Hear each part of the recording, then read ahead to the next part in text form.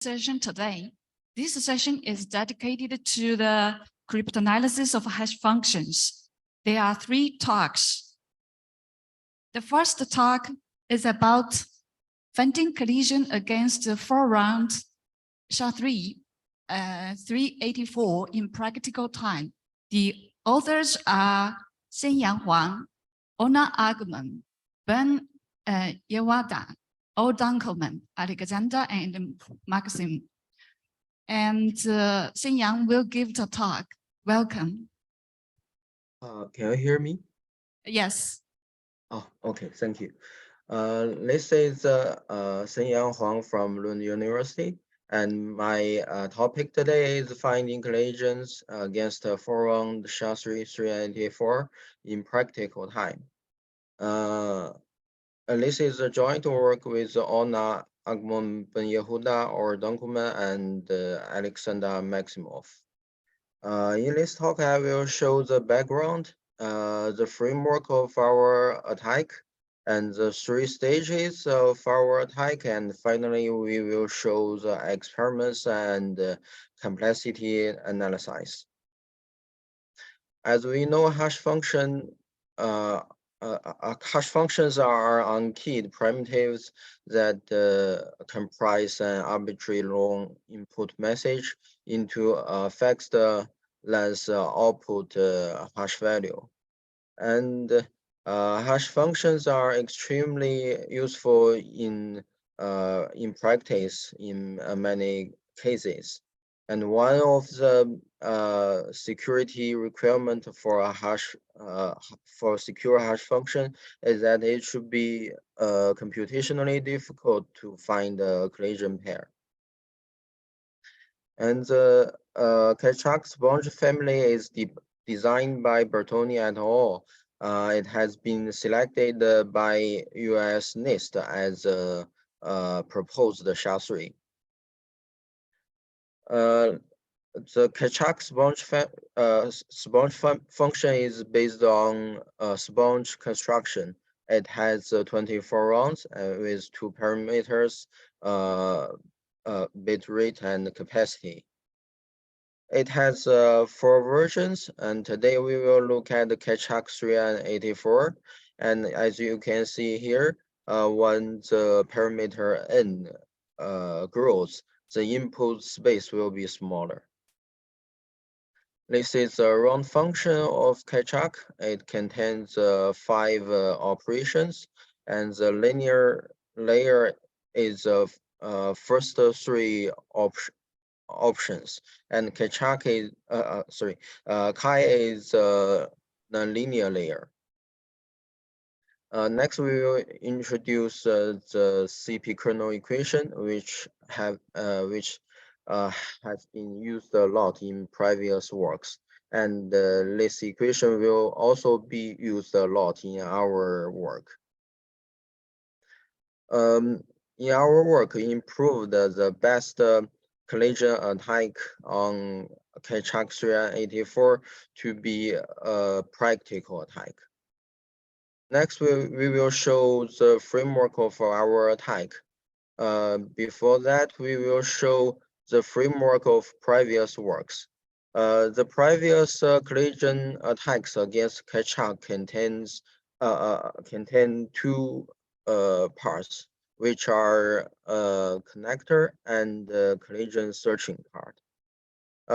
Let's assume that we have a differential trio with a special form. It means that the first d bits of the output difference are 0.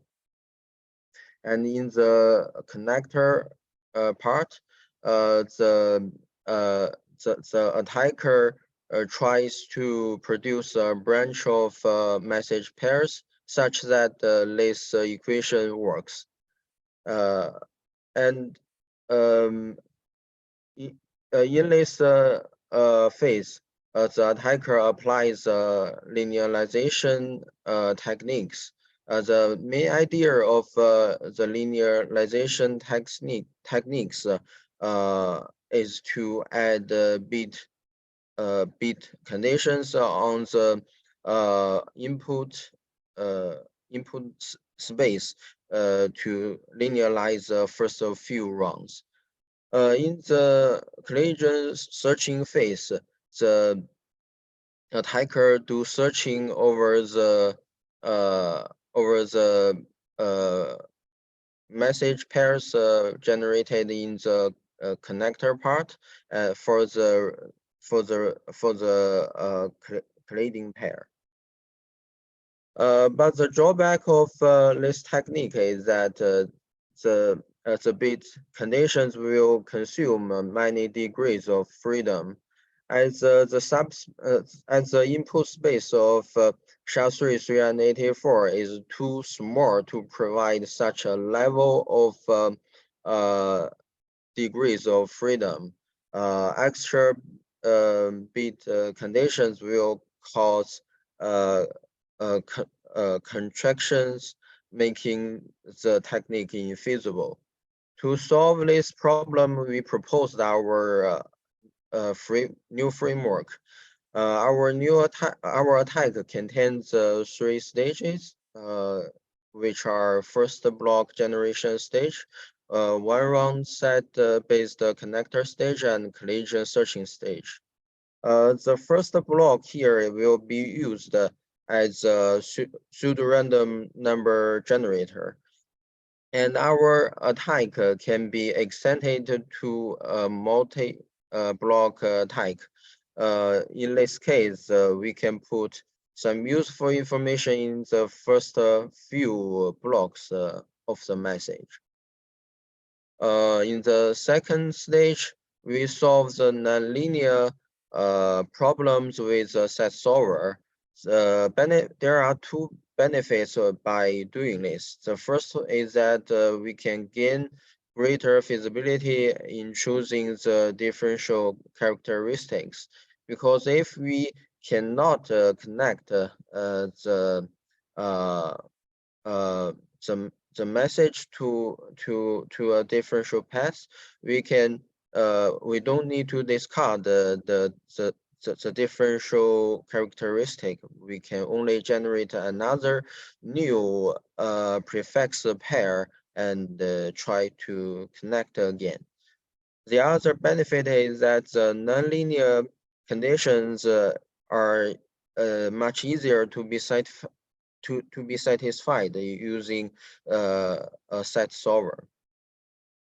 Then we will look at the first stage. This is a differential characteristic we use. It adapts from the second characteristic in this work. There will be some requirements over the chaining values here, because because we know the output differences of chi, and we have some special output difference. There will also be conditions over the input differences. This is a summary of conditions for special output differences of chi, and when we apply the CP kernel equations over the conditions, we will find the conditions on the chaining values. As you can see here, there are 39 linear conditions on the chaining values. To generate prefix pairs fulfilling the conditions, we developed this algorithm. We also use a technique called the hash table to balance the storage and time complexity. Next, we will go to the second stage. We define the connectivity problem in this way. We assume that the attacker knows the attacker knows the M1 and M1 prime, His task is to find the suffix pair such that this equation work.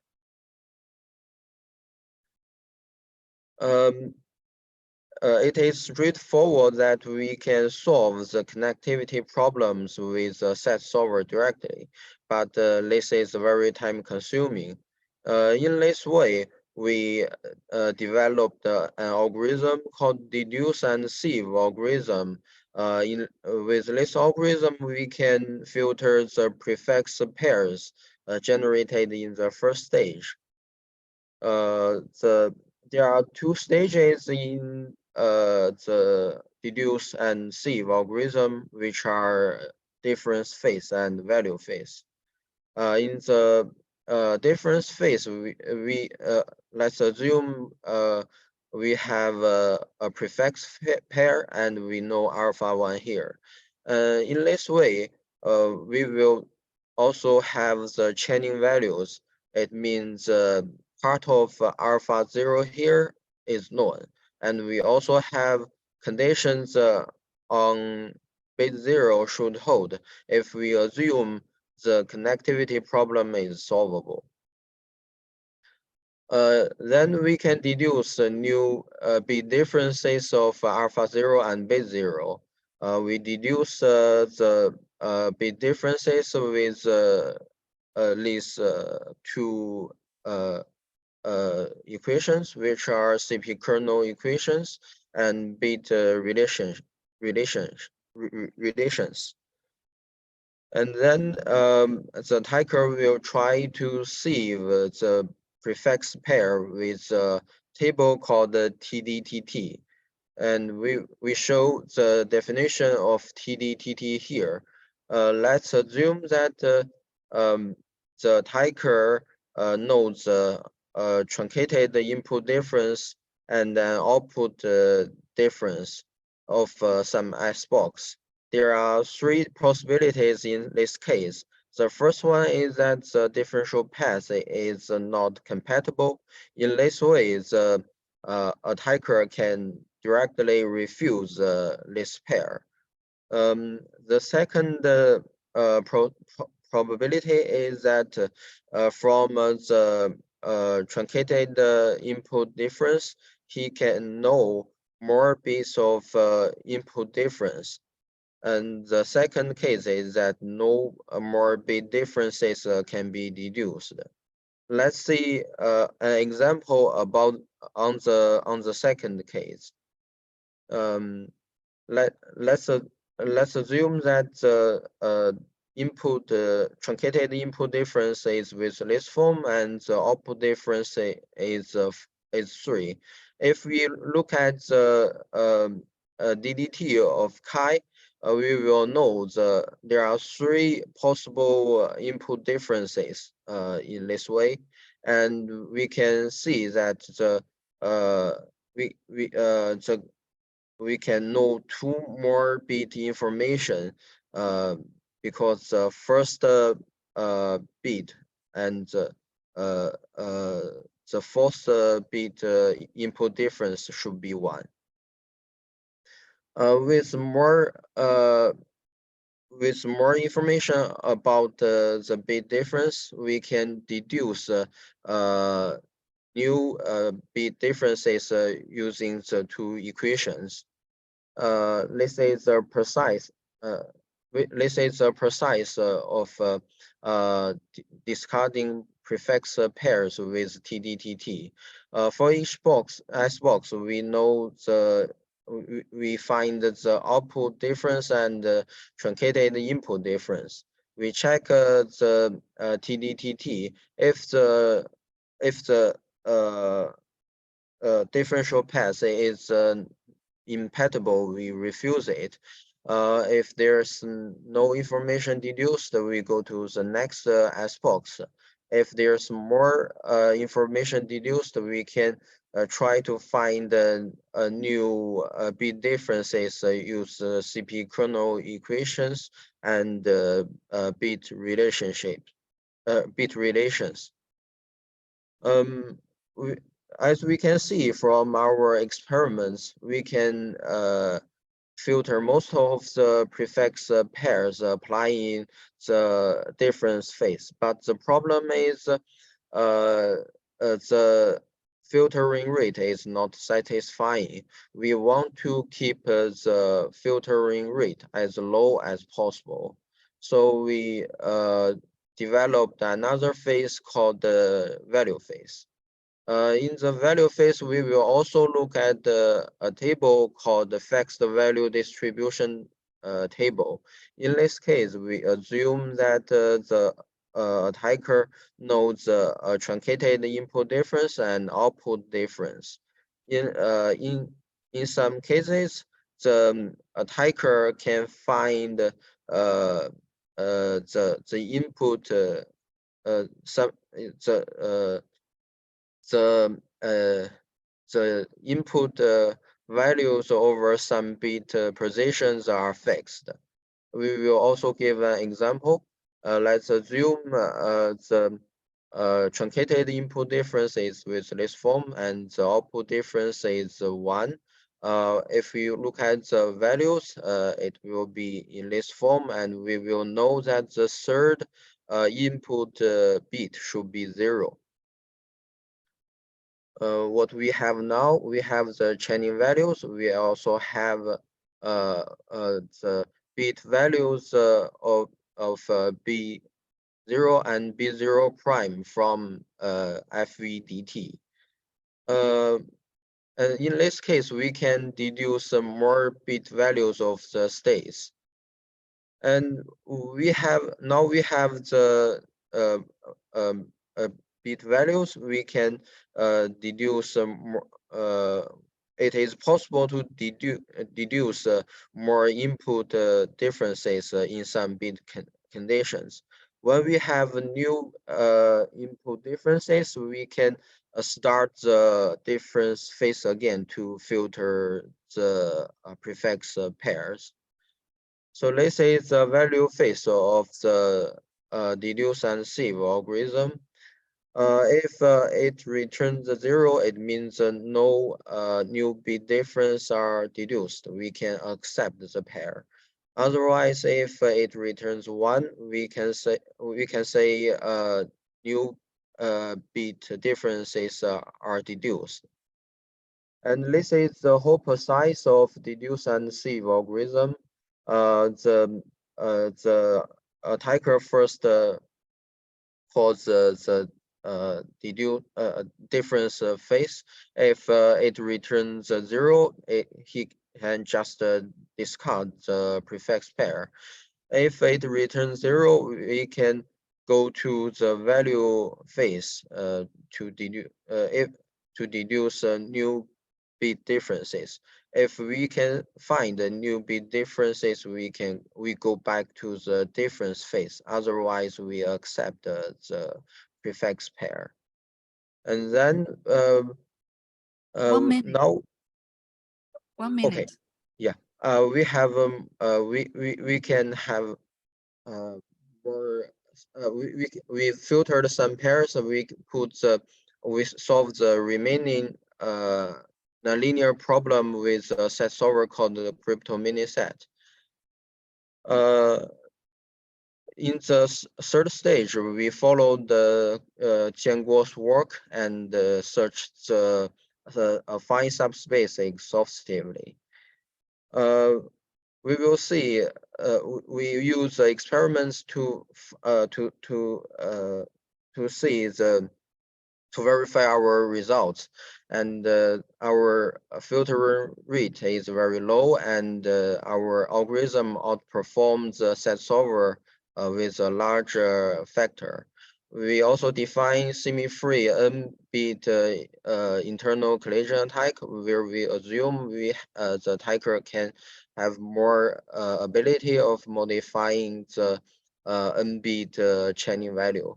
And we also see from our complexity analysis is also from experiments, and the time complexity is 2 to the power of 16, and the memory and data are both approximately 2 to the power of 46.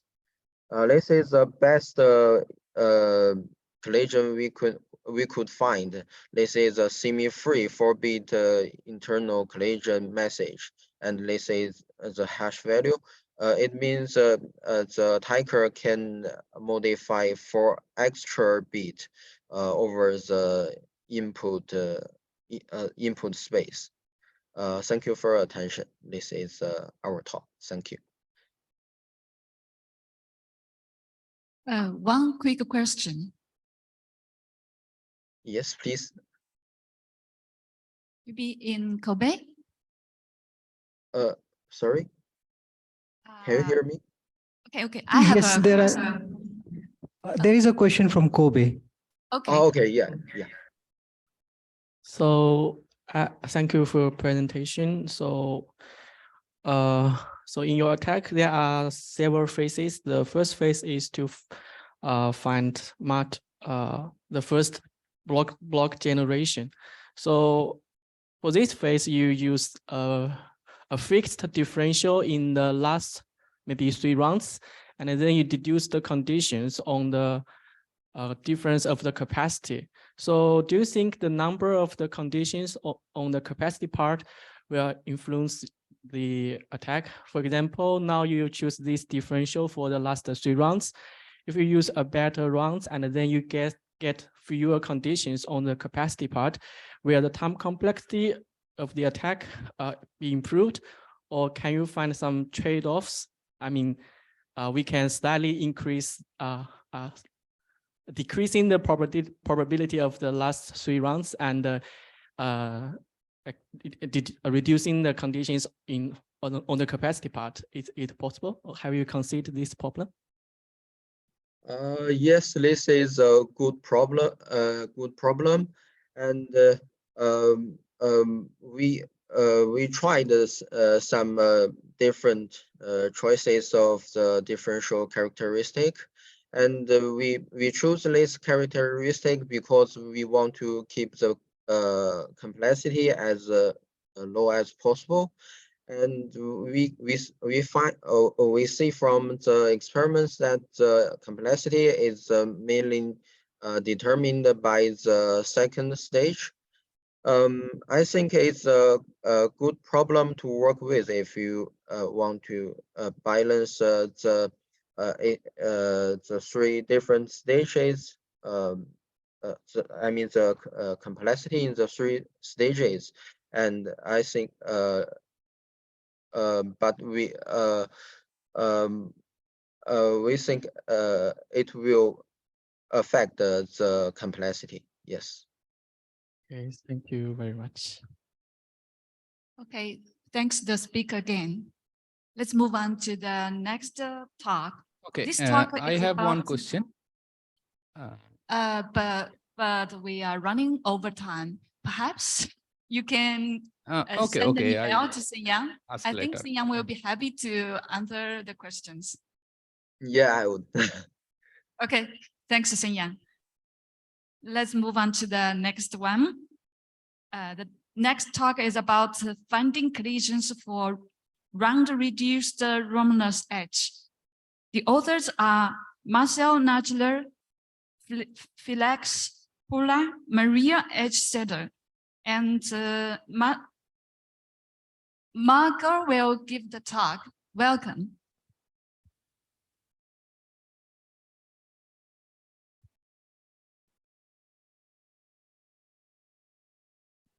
Hi, thank you for the introduction. So today we're talking about Romulus H and finding some collisions for that.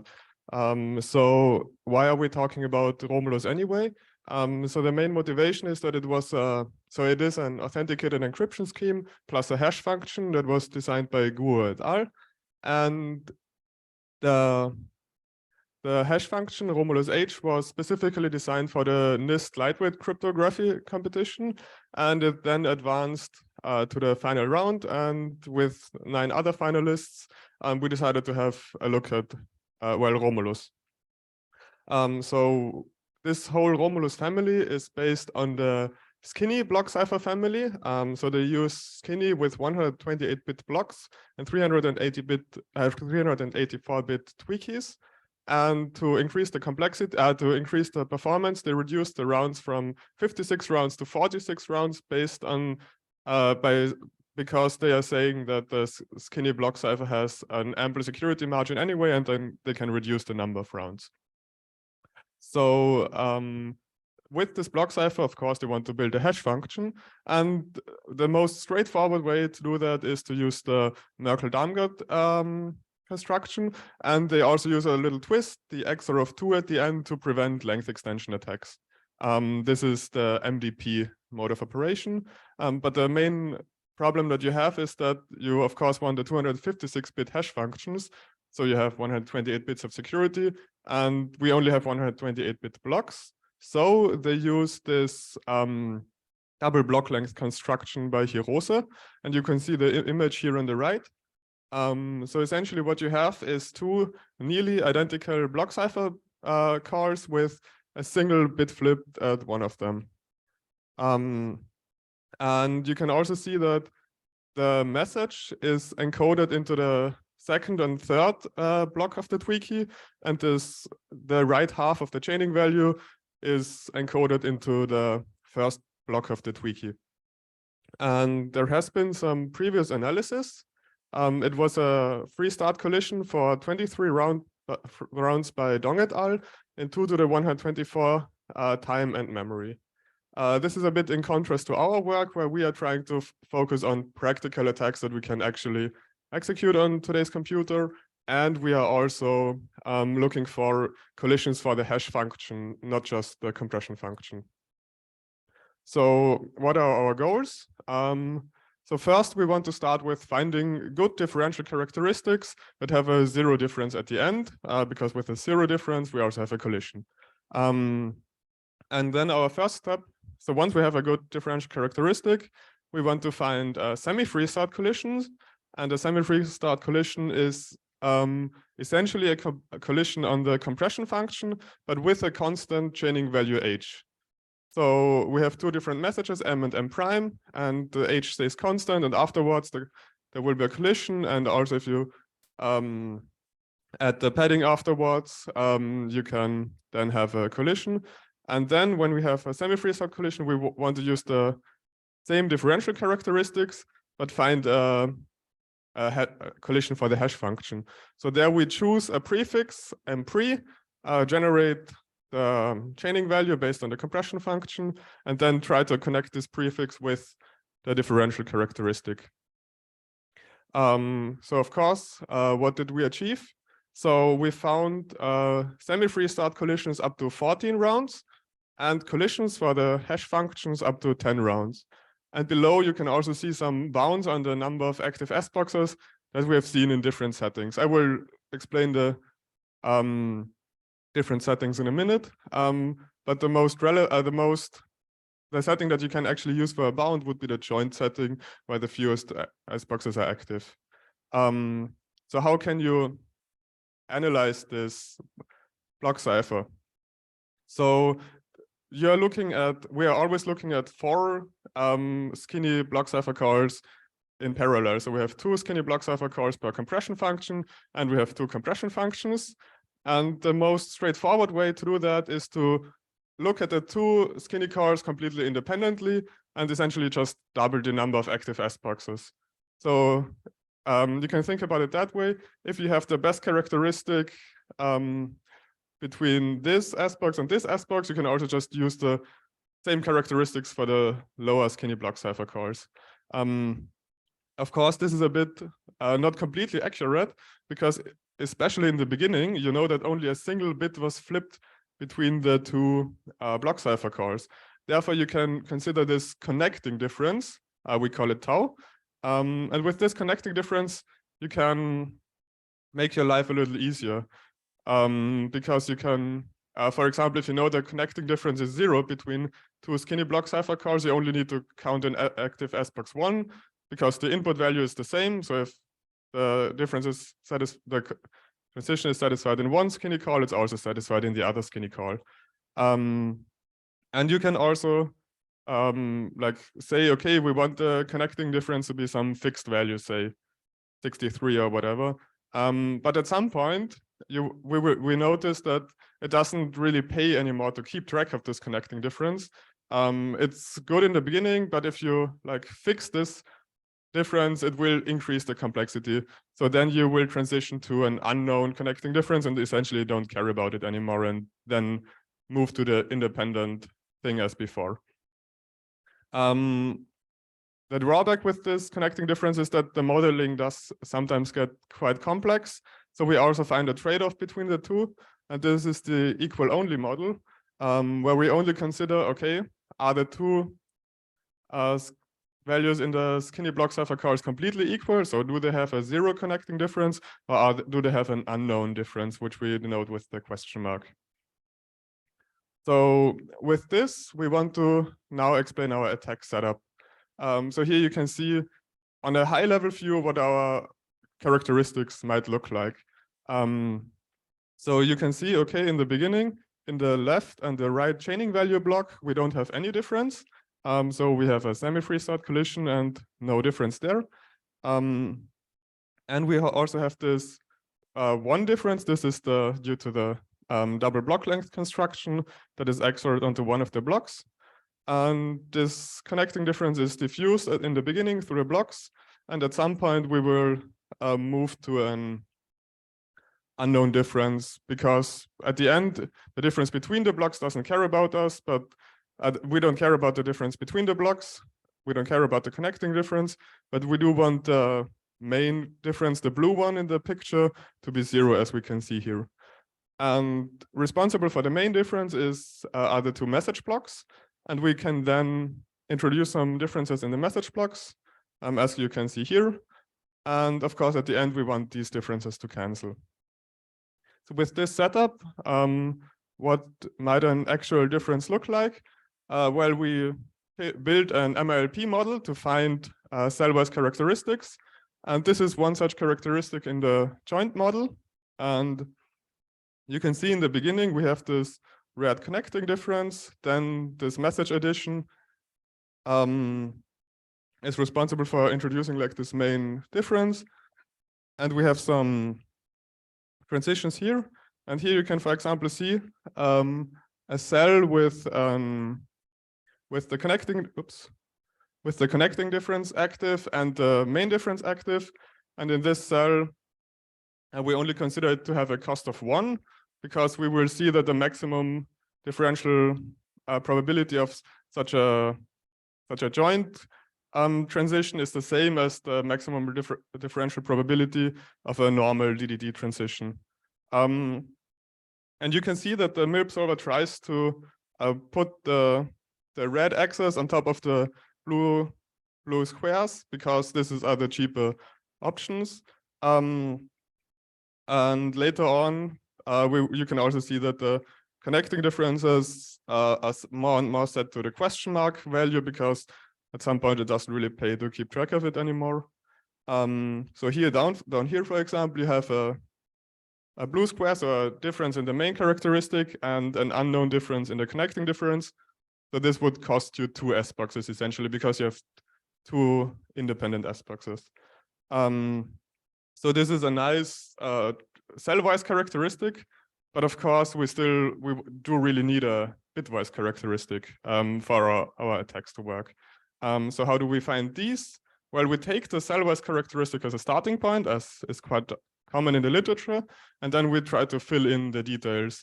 So we create a model of the CNF for the differential distribution table, and we also define some cutoff weight for essentially 2 purposes.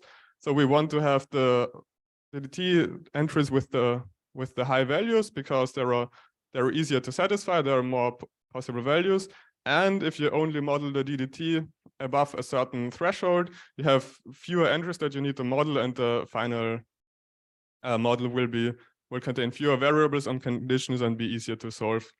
But of course, we also have the case where we have the connecting difference and the main difference. And if you think about it, you have 4 variables there that you need to keep track of. You have the main input difference, the main output difference, the connecting input difference, and the connecting output difference. And there we can define this DDT4, which is essentially counts the number of solutions to the simultaneous transitions in both of these things. And then we can model the CNF of this DDT4 again with some cutoff weight, which works quite fine for a low number of rounds. But we see that especially if we have a lower cutoff weight, which we need later on, this model gets very, very expensive because there are so many transitions and so many variables. So for our results with more and more rounds, we switch to the equality setting. And this is much cheaper because this connecting difference is either 0, where we only need to model the DDT once, or unknown, where we also only need to model the DDT once, but of course the cost in the final thing will be higher. Here we with that we can then run this model and find some bitwise characteristics.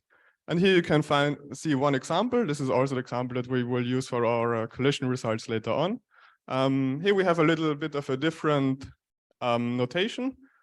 So you can see that we have these green cells with the green border. These are the ones where we know the connecting difference is 0.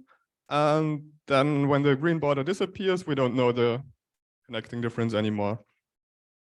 And you can see also that a lot of the active S boxes are where there is a green border. So these are easier to satisfy because we only need to satisfy them once. And if we now take this connecting this bitwise characteristic, we want to find an assignment for it so we can have a semi-free start collision. So if we find an assignment for a value m and the value h, we then have a semi-free start collision, which will already be our first result. And how do we find that? Well, we use the C3 SMT solver, and we start by encoding all the linear layers of all the skinny calls using the XOR constraints of this solver. So this is actually quite convenient. The solver, just like Crypto Miniset, has built-in XOR constraints. And then we want to encode also the S box. So what we do is we are not modeling a full compression function up there and a full compression function down there, and then constraining the difference. But what you can actually do is only model one compression function. And then if you constrain the S boxes in the right way, such that the transition is met, you only need to do it once. So essentially what we do is we constrain each S box to the solution set for the differential transition that we need. And if all the values are within all the solution sets, all the differential transitions will be met, and then we will have our semi-free start collision at the end. And we also have some other optimizations that you can see in the paper to reduce the number of variables and constraints. So with that, we can run this model and generate a lot of characteristics. But then we noticed that, okay, most of the characteristics that we found are actually impossible. So there is no valid assignment. And this is due to, first of all, within the skinny block cipher, we have relatively slow diffusion. The tweak is also only added to 2 of the 4 rows. So we have limited degrees of freedom in each round. And our simple solution was to generate a lot of characteristics and then verify them. Generate another one. This works quite well. So for 14 rounds, we can generate the characteristics about generating a characteristic takes about a second, and then verifying it takes about 30 seconds. And of these 30 seconds, actually the most of the time is spent building the SMT model, so building all the CNFs for the S boxes, and then it takes about 1 to 2 seconds to find an assignment. And if we do that for some time, after 32 hours on running it on one CPU, we find a valid characteristic with a probability 2 to the minus 420.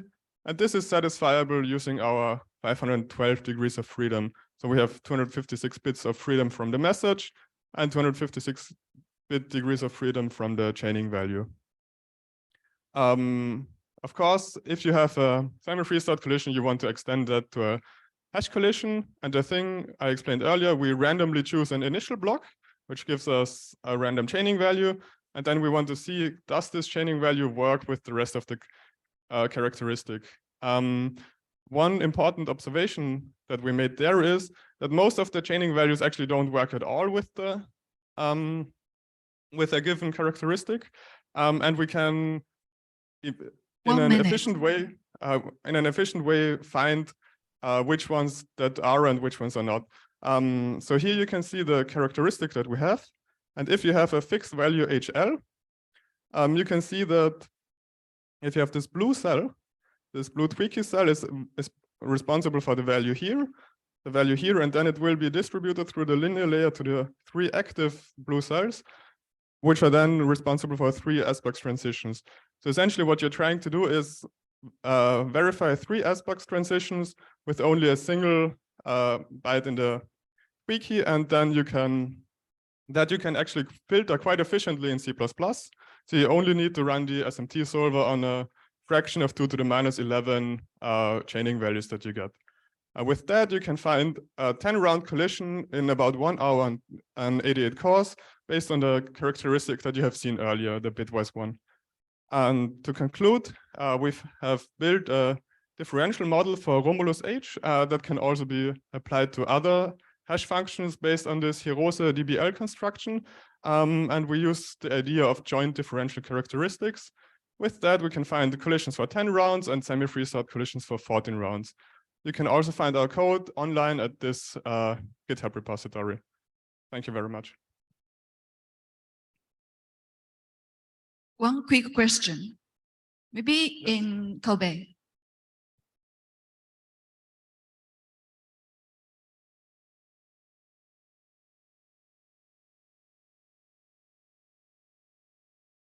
No questions from Kobe. Okay, let's thank the speaker again. We are moving to the last talk of this session. This talk is about improved mid-in-the-middle cryptanalysis on Streetblock. The authors are Jia Lianghua, Xiaoyang Dong, Sivei Sun, Zhiyu Zhang, Lei Hu, Xiaoyun Wang, and Jia Liang will give the talk. Welcome. Thank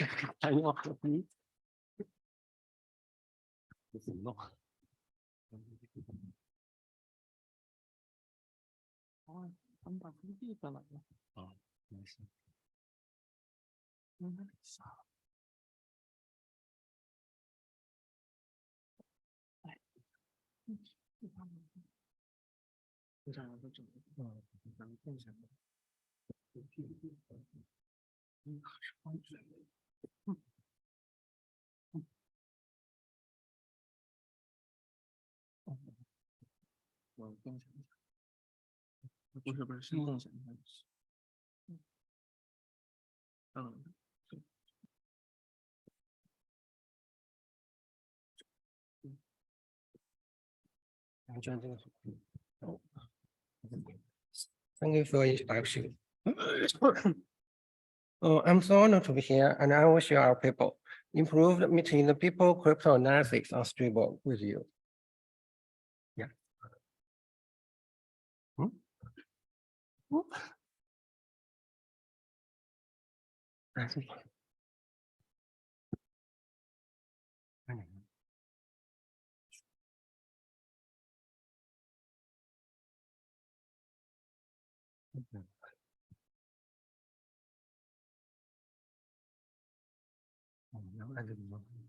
I'm sorry. I will first introduce some backgrounds. A hash function maps a message of arbitrary length into a short fixed length digest. It has 3 security requirements: pre-image resistance, second pre-image resistance, and collision resistance. The construction of hash function consists of 2 ingredients: compression function and a domain extender. And there are 3 ways to construct the compression function. And the first one, based on block ciphers. There are 12 secure PGP modes, such as DM mode, MM mode, and MP mode. The second one, directly construct, and the third one, based on hard mathematical problems. The 2 main construction of domain extender are MD structure and a sponge structure. A meet-in-the-middle attack is first introduced by Cipher and Hillman in 1977. Assume there is an encryption like the picture shows. We can know that the correct case of K1 and K2 must satisfy, and that FK1P equals inverse GK2C. Therefore, we can compute forward by guessing K1 and store it in a list L1 indexed by V. And we can also compute backward by guessing K2 and store it in a table L2 indexed by V. Compare these two lists, we can reduce the key space. In 2008, Sasaki and Elk introduced the meeting-in-the-middle pre-image attack. From then on, meeting-in-the-middle pre-image attack is applied to many hash functions, such as MD4, MD5, and SHA-1, SHA-2, and so on. Meeting-in-the-middle pre-image attack, like the first figure shows, MA and MB is the neutral words, and MA only used in the forward track, and MB only used in the backward track. After given the views of ML exclude MA and MB, then we can traverse the view of MA and compute forward and store it in a list. And we traverse the view of MB and compute backward and store it in a list. And compare these two lists. If we found a match, then we can find the pre-image. The second one shows some improved technicals, include space and cut, initial structure, and the partial match. The time complexity is about 2 to n minus minimize D1, D2, and m. At Eurocrypt 2021, Bao et al.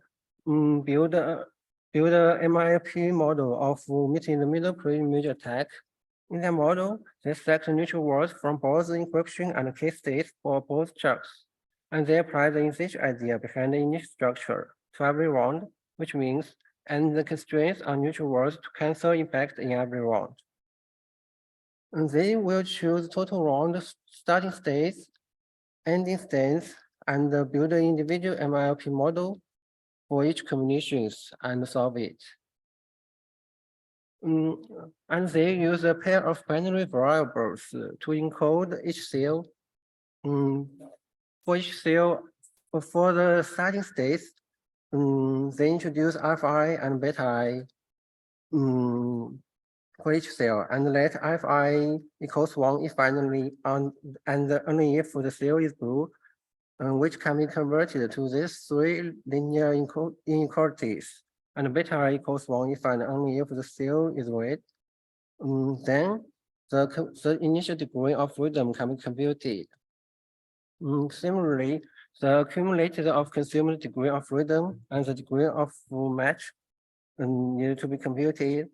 In order to minimize the time of complexity, they introduce a variable VOBJ and let it less than or equal to D1, D2, and M, and set the object function maximize the VOBJ.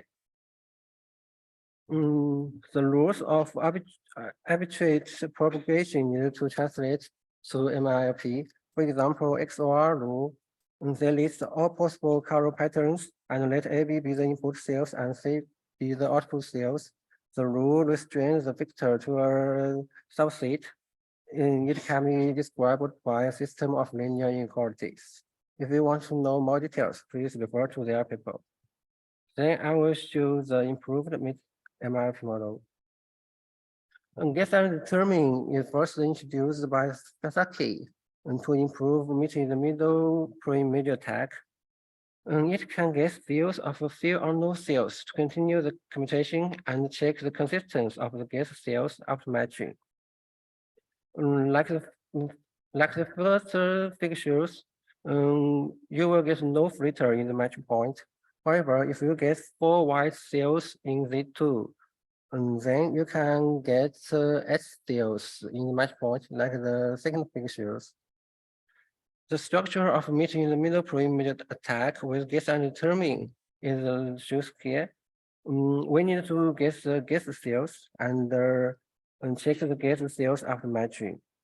The time complexity is given by this formula.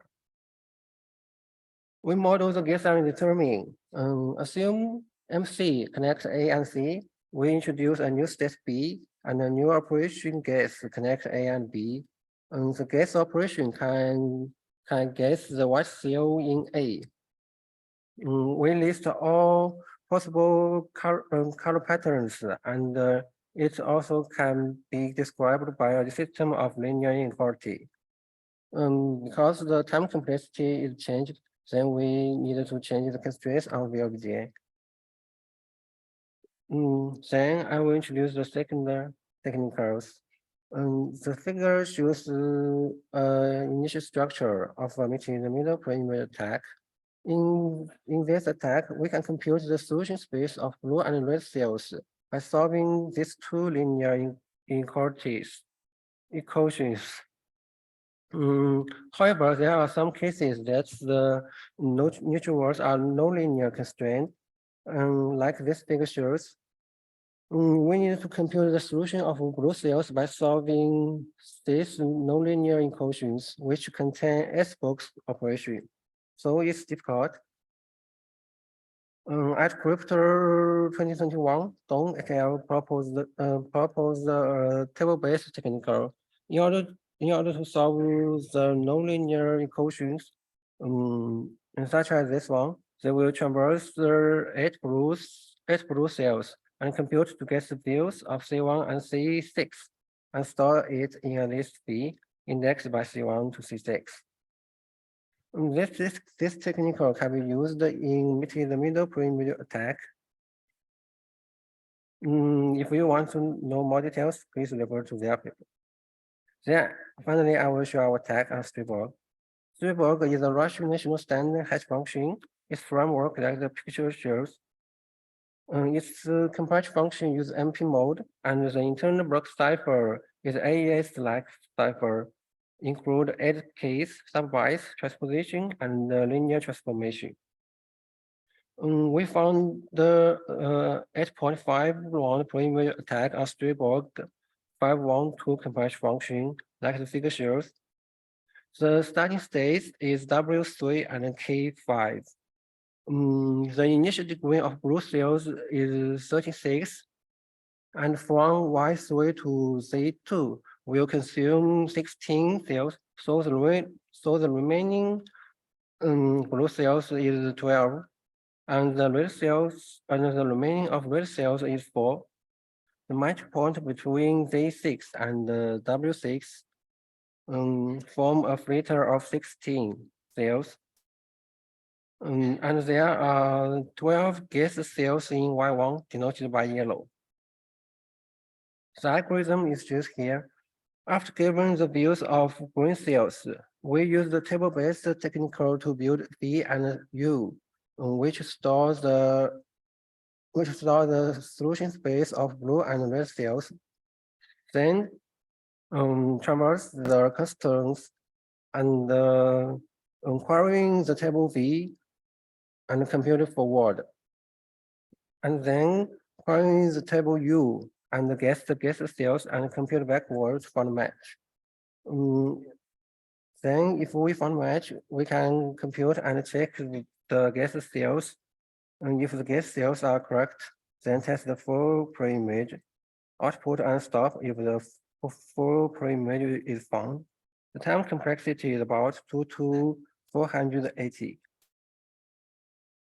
And in addition, we found the 7.5 round pre-image attack on Striborg 256 converge function. The time complexity is about 2 to 208. A summary of pre-image attack results on Striborg is used in the table. That's all, thank you. Are there any questions or comments?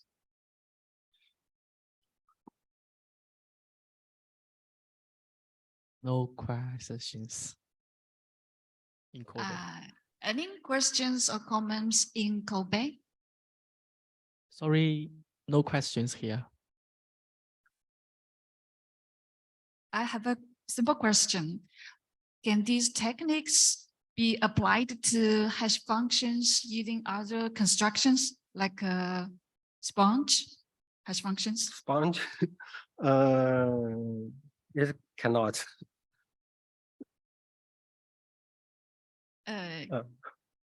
Could you could you explain a bit? It can use it on DM model, foundry model. It cannot. No, Okay, thank you. thank you.